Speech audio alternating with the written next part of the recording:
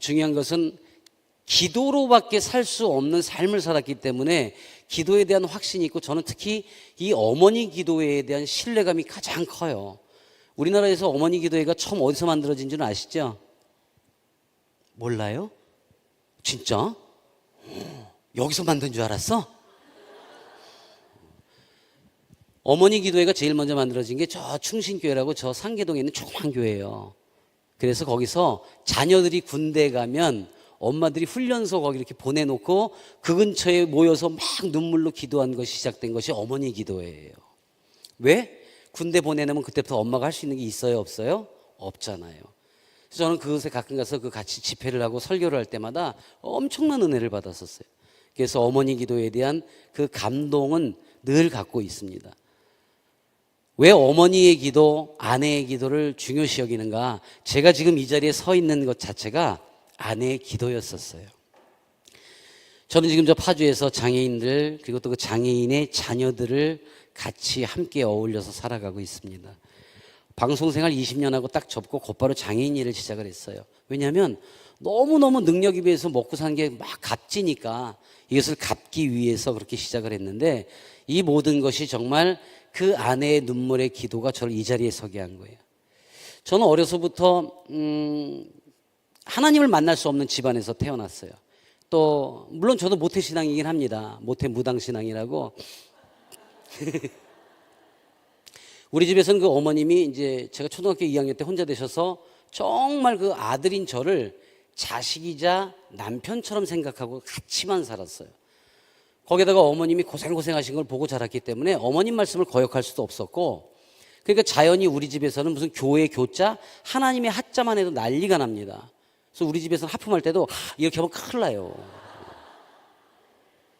근데 그런 집안에서 저희 아내가 시집을 왔는데, 저희 아내는 뭐 당신 저보다 훨씬 더 유명했던 사람이 이제 피아니스트였었고, 저는 개그맨이었었고, 그래서 그 당시에 유명했던 피아니스트 이미애가 저희 집사람인데, 뭐 그때는 그랬고 지금은 이제 또 그 아내예요. 같은 아내인데 그 기자들이 오죽했으면 그렇게 신문 기사에 냈었어요. 개그맨하고 피아니스트하고 결혼한다니까 바보 온달과 평강공주의 만남 이렇게 해서. 저는 그때 처음 알았어요. 내가 평강공주라는 거를. 바보 같은 여자니까 나한테 시집을 왔겠죠. 근데 우리 집에 시집을 딱 와보니까 얼마나 황당하겠어요. 우리 어머님은 새벽마다 새벽 4시만 되면 한겨울에도 목욕제게 하시고 곱게 머리 빗고, 그리고 우리 집에는 이렇게 그 무당집에 걸려 있을 만한 그 그림들이 있고, 뭐 촛불에 염주에 뭐 그 향에 24시간 자식 잘 되라고 그냥 새벽마다 그 테이프까지 틀어놔요. 그리고 보리쌀을 줄라냐 쌀을 줄라냐 뭐 이런 거 있잖아. 밤새 틀어놔요. 근데 그런 집에 시집을 딱 왔으니 얼마나 황당하겠어요. 왜냐면 저희 집사람은 정말 하나님을 잘 섬기고 믿고, 심지어 자기가 연주회를 하고 앵콜곡이 나오면 꼭 하나님을 찬양하는 곡을 연주하는 정말 신실한 사람인데 얼마나 황당했겠어요. 한 일주일 지나서 시집 와서 어머니한테 어머니 우리 그러지 말고 예수 만나 교회 가요. 어떻게 됐을까요? 난리 정도가 아니고, 우리 어머님은 나를 뭐로 생각한다고? 남편같이. 그러니까 얘는 첩이야. 어디 첩이 감히. 그 올감이라는 영화 있었잖아요. 비슷해. 그러니까 곧바로 우리 어머님은 뭐 거칠 것 없이 머리끄댕이부터 잡습니다. 뭐 사정없이 잡아요. 근데 참 나는 그 당시 믿지 않는 사람이고 믿을 수도 없었지만, 전 그때 그 고민과 생각이 뭐냐면, 예수쟁이들은 다 미련 맞은가? 왜냐면 한 일주일 지나면 또 그래. 어머니 우리 교회 가요. 2년이 막. 전 지금도 너무 하나님께 감사한 게 머리숱 많은 여자한테 장가간 거예요. 제가 한 번은 그랬어요. 그래서 너무 답답해서 그러지 마라. 어머님 혼자 자식 홀로 키우시고 이날까지 왔는데 엄청 우리 어머님은 한여름에도 이 손에 동상이 걸릴 만큼 고생을 하셨어요. 저 키우느라고. 뭐 제가 방송 시작할 때는 이 뼈 마디마다 썩어 들어가는 희귀병에 걸려서 이렇게 오그라들기 시작했단 말이에요. 그러니까 그걸 보고 자랐으니까 어머님 편이 될 수밖에 없었고, 만에 하나 어머님이 야, 너 나 택할래? 네 마누라 택할래? 뭐라고 그랬겠어요 그때는? 어머님 택할 수밖에 없지. 왜냐면 그때는 하나님이 주신 지혜가 없으니까. 그게 제가 그랬어요. 앞으로 한 번만 더 이렇게 분란 만들면 이혼하자. 처음으로 그랬어요. 그때 입술을 꼭 닫고 더 이상 그 얘기는 그다음부터 없어. 근데 생각해 보세요. 믿지 않는 사람들의 어떤 그게 공통적인 게. 자, 아들, 딸 잘 낳고 저는 막 방송에서 승승장구하고 그 새벽마다 어머님이 보리쌀을 줄란가 하고 있고 저는 그것 때문에 잘 된다고 생각해서. 저는 20년 동안 단 한 번도 방송을 해서 인기가 내려가거나 그 흔한 스캔들 한 번 있었던 적이 없어요. 뭐 예를 들자면은 뭐 도시의 천사들 뭐 기억하시죠? 그것도 제가 한 뭐 4년, 5년 뭐 군인들 나오는 동작그만도 한 3, 4년 했고 머리 쪼매고 저 이경영 꼬마 신랑 엄마 뭐 이랬던 것도 몇 년. 또 혼자서도 잘해요라는 그 프로가 있어요. 어린이 아침마다 거야 할 거야. 이거 MC를 제가 10년을 했어요. 거기다 요 뉴코 극장에서 매년 여름방과 겨울방마다 제 영화가 항상 붙었죠. 홍길동이다 뭐다 해서 항상 붙었어요. 그러니까 20년간 인기가 내려가 본 적이 없었어요. 그러니까 저는 그때도 어머님의 그것이 영향이 있다라는 생각을 했었고 아무 근심 걱정 없다고 생각해요. 그런데 중요한 것은 미래가 없다라는 미래가. 자, 여러분들은 미래가 있어요, 없어요? 어디에 있어요? 하늘에 있어요. 하나님 만나면 너무 행복해요. 근데 믿지 않는 사람들은 미래가 없으니까 어디다? 자식한테만 미래를 둬요. 그러니까 허건날 우리 어머님은 나 끌고 다니면서 그렇게 저 무당집이나 점집에 다녀. 묻는 것도 똑같아. 이 다음에 우리 아들이 커서 뭐가 될까요? 맞춘 놈 하나 못 봤어. 나 목사 된다는 사람이 하나도 없었잖아. 제 아내가 입술을 닫은 대신에 정말 목숨을 걸고 기도를 시작한 것이 어떤 영향이 있었는가? 저는 아무것도 모르는 상태에서 아내가 힘들어하고 이럴 때마다 그런 일을 했었어요. 그냥 누군지는 모르지만 상대는 모르지만 하나님을 모르니까 그냥 어딘가에 앉아서 기도할 때가 있어요. 우리 아들이 칠삭동이었어요. 태어나자마자 인큐베이터에 들어갔는데 병원에서 놓고 나가라고. 얘는 가망이 없다고.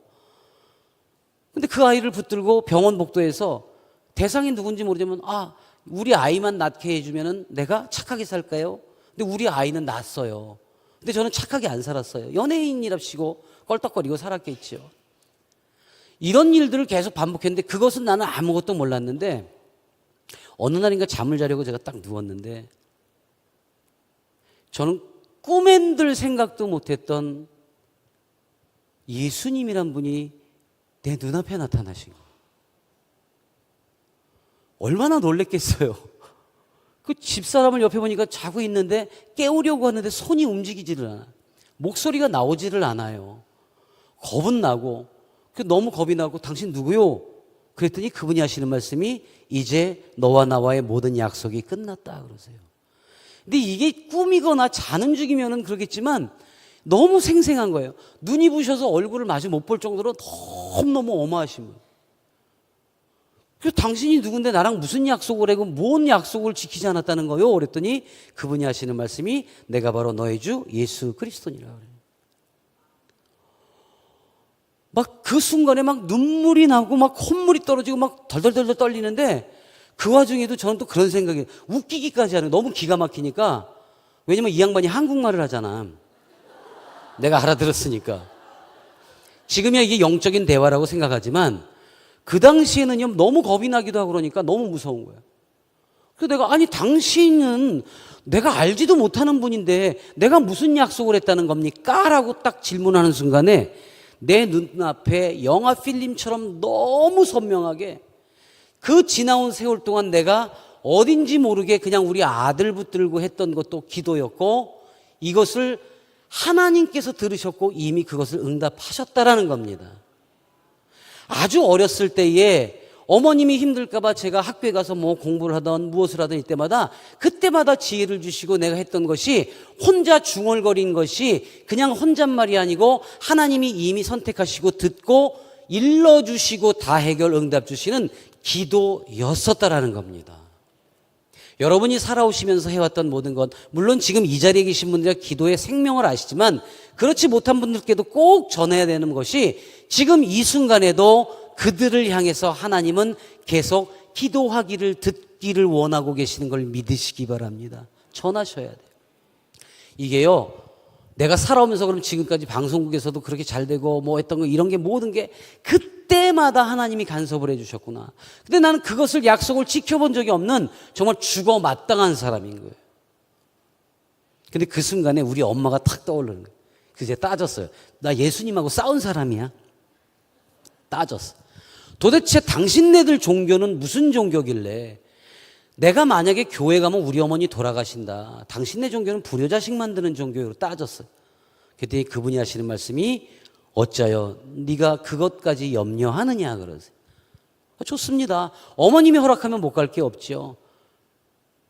그 순간에 그분께서 제 온몸에 정말 제 온몸에 막 이만하게 막 한 30cm씩 막 혹이 붉어져 있는 것들을 한 손으로 이렇게 어루만지시면서 이제 이것이 너와 나와의 마지막 약속이다. 정말 이게 온데간데 없어지고 깜짝 놀라서 이제 일어나가지고 집사람 막 깨웠어. 얼마나 놀랬겠어요, 생시에. 그러니까 집사람이 일어났는데 내가 뭐 땀, 눈물, 콧물 흘리고 있으니까 놀래가지고 왜 그러냐고. 근데 좀 더 뻥을 섞어야 더 놀랄 것 같아. 그래갖고 내가 자려고 누웠는데 예수라는 분이 나타나서 내 배에 올라타고 목을 조르면서 너 이놈의 새끼 교환 가면 죽여버릴 거야 막 이랬다고. 협박했다고. 근데 저희 집사람이 굉장히 착해요. 그럼 평상시 이런 얘기를 했으면 저를 딱 떠다밀고 나한테 자기야 요즘에 정말 피곤한 게 많아 바빠서 그랬어 헛것을 봤어. 왜냐면 너무 무섭고 두려우니까 그 소리가 필요했는데 오히려 그 소리를 했더니 나를 탁 떠다밀더니 침대 밑에 내려서 무릎을 꿇더니 펑펑 우는 바닥을 치면서 우는 거야. 그러면서 하나님 감사합니다. 하나님 이제 우리 가족을 구원하셨습니다. 막 펑펑 우는 거야. 그 밤 새벽에 막 소리를 지르고 남편 죽게 생겼다는데 그렇게 막 감사하다고. 그래서 야 보험을 많이 들어놨나 이 생각까지 했어요. 나중에 안 사실이지만 어머님께 머리끄댕이 잡히고 남편한테 핍박받고 이혼하자는 소리 듣고 입술을 닫은 대신에 그 지나온 7년이라는 세월 동안 밤이면 밤마다 목욕탕에 들어가서 수돗물을 틀어놓고 무릎에 피멍이 들고 피가 나도록 기도를 했다는 거예요. 혹시라도 남편이 들을까 시어머니가 들을까 뭘 조여가면서 눈물의 기도를. 여러분 피아노 치는 사람이 손톱이 빠질 정도로 바닥을 긁고 기도를 7년간 했답니다. 하나님께서 그 기도의 응답을 주시고 생뚱 알지도 못하는 내 눈앞에 직접 나타나요. 자, 여러분 살아오면서 예수님을 직접 만난다고 생각해 보세요. 어떤 분이 어떻게 해서 목사 되셨어요? 라고 묻는 분들이 계세요. 제가 한결같은 대답은 멱살 잡혀 끌려왔습니다 그래요. 그 아내의 기도가 남편을 이 자리까지 그 세상 좋은 거 다 내려놓고 이 자리까지 있게 했어요. 그런데 더 소중한 것은 그 아내의 기도가 하나님께서 들으시고 응답하시는데 정직한 목사를 만들어주세요. 섬기는 목사를 만들어주세요. 우리 아까 목사님 소개할 때 우리 예원교회를 담임하고 있다고 그러셨는데 우리 교회는 담임 제도가 없어요. 제가 대표 성도일 뿐이에요. 섬기는. 죄송하지만 우리 교회는 월급도 안 나와. 그래서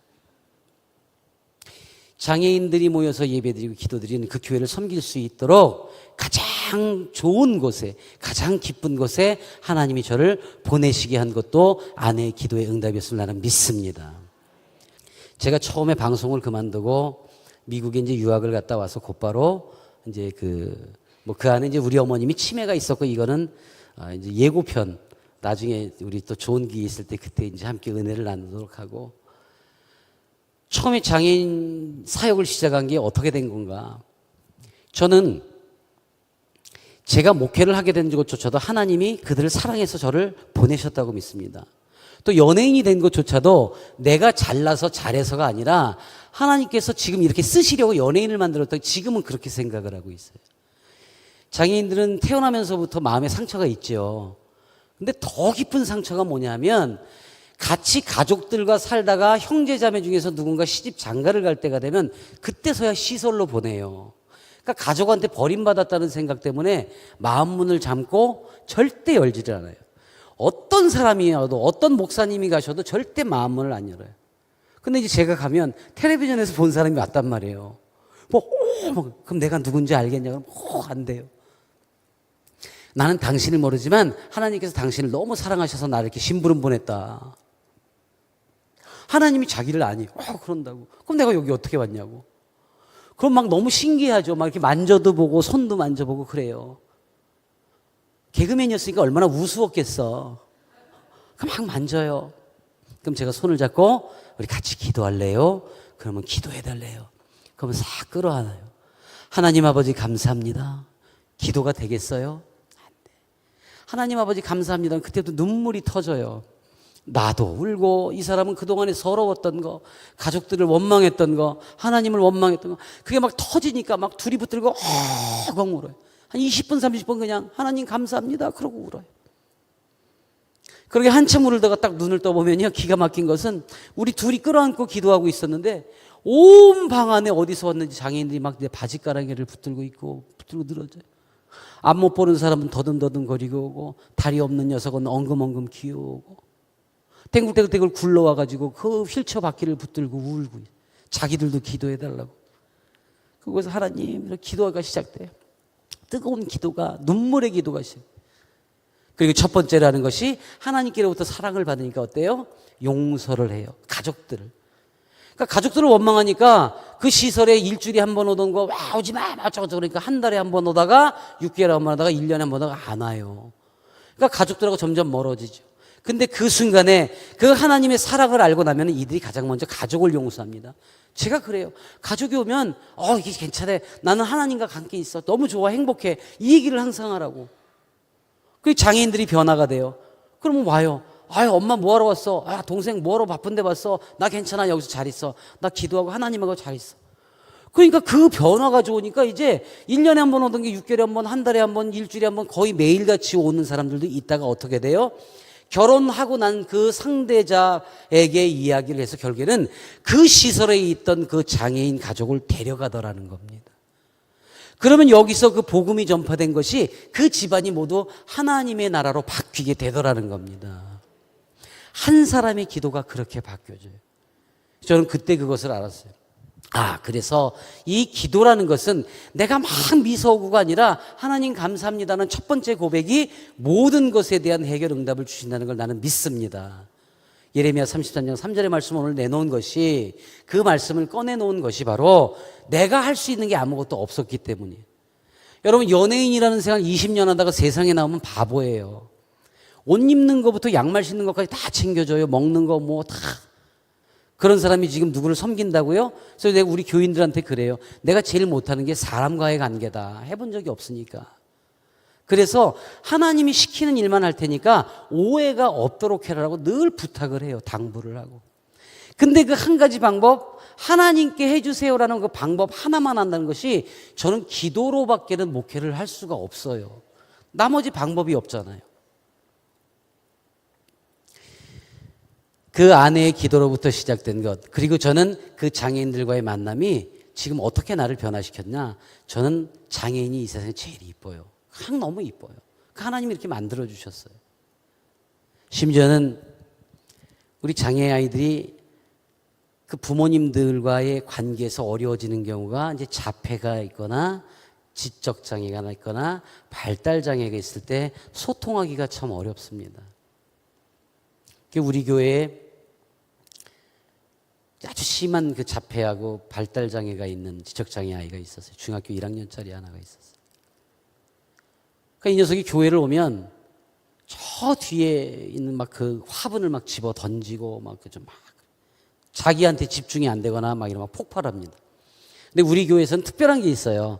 예배 시간에 우리 장애 아이들이나 누가 막 소리를 지르거나 그럴 때 쳐다보면 저한테 혼나요. 쳐다보지 마라. 그들은 그것이 예배의 방법이다. 여러분, 찬양하다가요, 자폐 아이들이 막 찬양하다 은혜 받잖아요. 막 이 위로 막 뛰어다녀요. 막 공중을 뛰어다녀요. 저는 그걸 은혜라고 표현합니다. 하나님이 만주시다고 저는 믿습니다. 사랑하는 여러분, 기도는 기쁘게 하셔야 돼요. 기쁜 마음. 이미 했다, 됐다. 전 저희 집사람이 기도하는 것 중에서 가장 지혜로웠던 게 뭐냐면, 시어머니하고의 가까워지는 방법. 우리 어머님은 그 벽에 띠가 3개가 있었어요. 빨간 머리띠, 하얀 머리띠, 파란 머리띠가 있어요. 그래서 당신 마음에 안 들면 머리띠하고 그냥 누워서. 빨간 머리띠는 돈이 필요할 때예요. 하얀 머리띠는 어디 가시고 싶은 거예요. 파란 머리띠는 누군가한테 좀 자랑할 만한 일을 해달라는 거예요.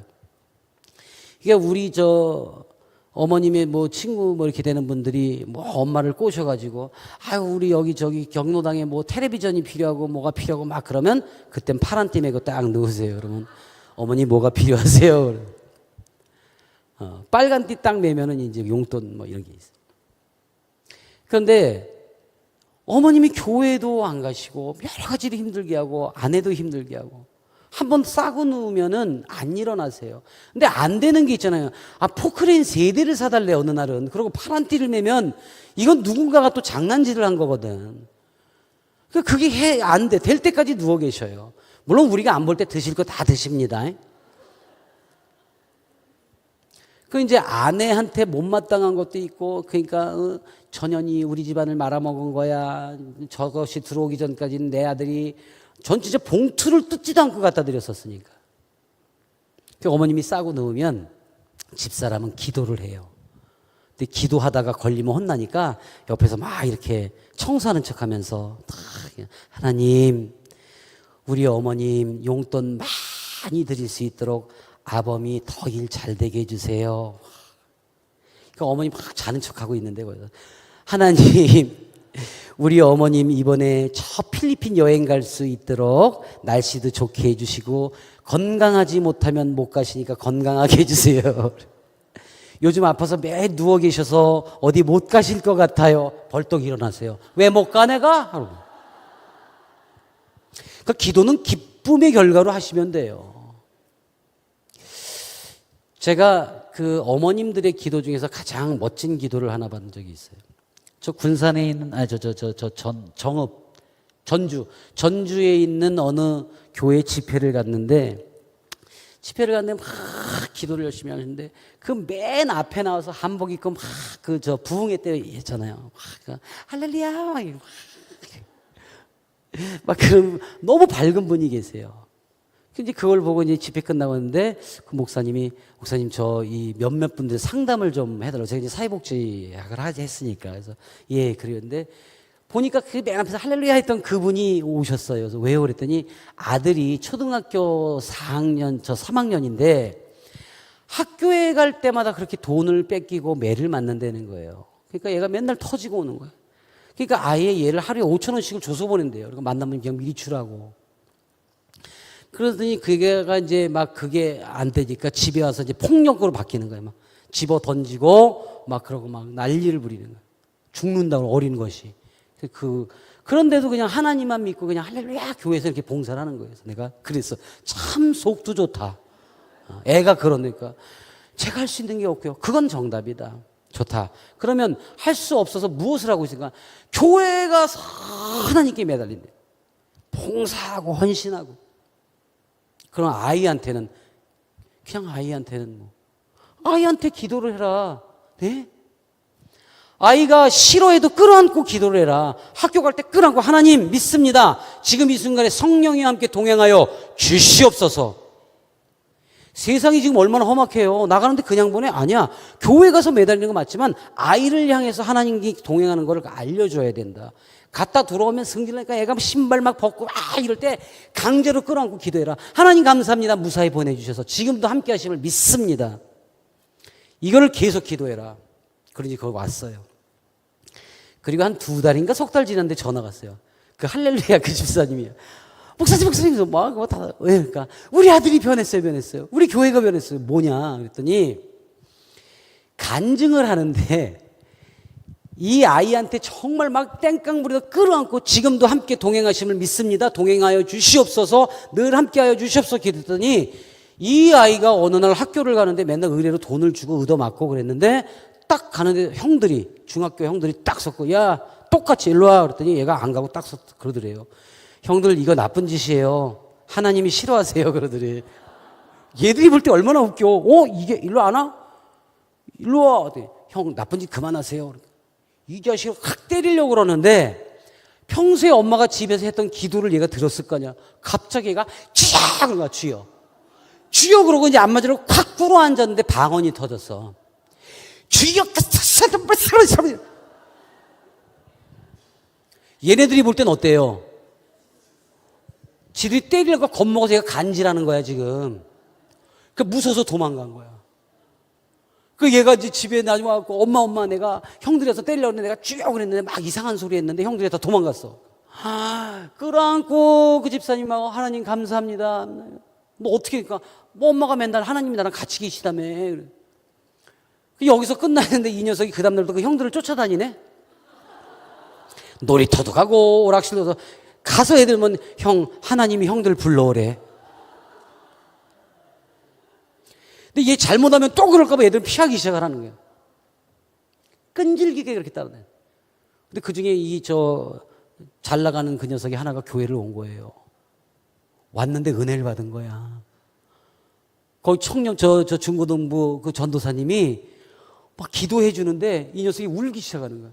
왜냐면 자기를 위해서 하나님 우리 누구누구를 위해 기도합니다. 누구를 위해서 기도합니다. 이 아이를 위해서 어떻게 해주시고 이 아이를 어떻게 해주시게 해주시고 계속 기도하잖아. 그러니까 얘가 막 눈물이 쏟아지는 거야. 왜? 태어나서 처음으로 부모들은 다 바쁘다고 밖으로 돌아다니는데 자기를 위해서 기도해 주는 사람 최초의 사람이 있는 거예요. 이 녀석이 바뀌기 시작했어요. 자, 동네 아이들이 매 맞지 않으려면 얘한테 잘 보여야 돼요? 안 보여야 돼요? 잘 보여야 돼. 그러니까 어디로 와야 돼? 교회로 오기 시작해. 중등부가 막 부흥을 합니다. 저는 그 간증을 직접 들었어요. 그 엄마가 한 것은 오직 붙들고 기도한 것밖에 없는데 놀라운 변화가 일어납니다. 사랑하는 여러분, 너는 내게 부르짖으라 내가 내게 응답하겠고 이건 반드시 믿으셔야 합니다. 또 하나는 네가 알지 못하는 크고 은밀한 일을 내게 보이시겠다는 말씀입니다. 저희 어머님이 마지막 소천하실 때 얘가 주일이었었어요. 주일날 오전 예배를 다 마치시고 점심 교제하시고 오후 예배를 준비하고 있다가 숨이 조금 차다고 다 모여달라고 해서 갔더니 어머님이 좋아해달라는 찬양을 해달래서 막 찬양을 해요. 막 기도하고 찬양하고 있는데 갑자기 나 좀 안아줘 그러세요. 제가 안아드렸어요.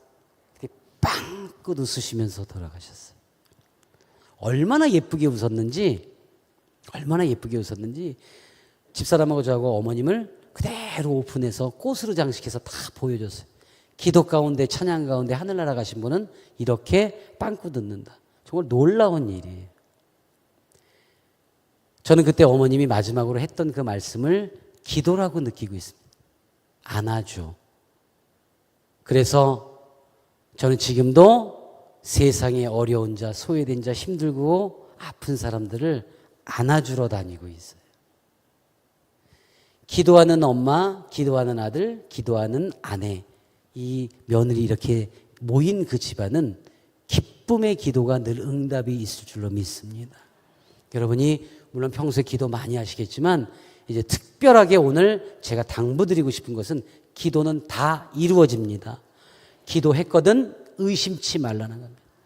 맨날 똑같은 기도하잖아요. 우리 하나님 우리 자녀 잘 되게 해주세요. 아니요. 그냥 앞으로의 기도는 하나님 보고 싶었어요. 하나님 사랑해요. 하나님 저 왔어요. 이렇게 세 마디만 하세요.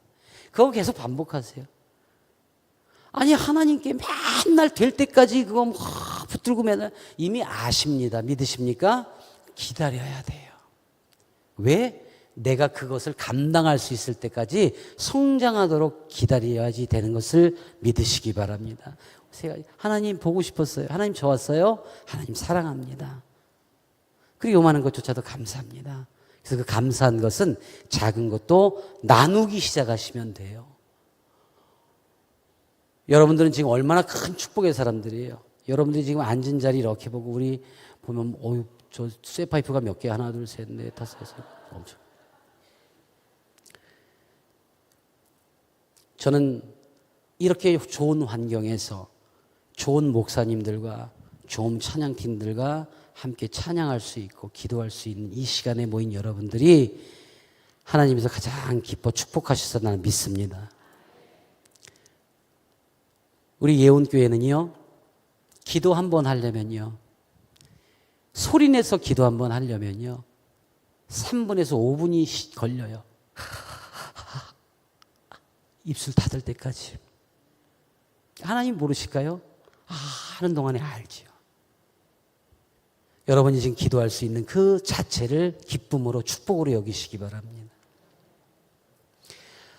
우리가 좀 더 많은 시간이 있을 때에 그 기도의 축복. 저는 지금까지 살아온 것은 단 하나 아무것도 없고 오직 기도와 말씀으로만 살아서 지금 욕먹지 않는, 요즘에 욕먹지 않는 목사가 제일 훌륭한 목사예요. 그지요? 욕먹지 않는 목사로 잘 살아가고 있습니다. 여러분들이 주셨던 사랑이 너무 커서 하나님께서 그것을 그대로 옮기셔서 그 사랑 다 나눌 때까지. 헤븐스타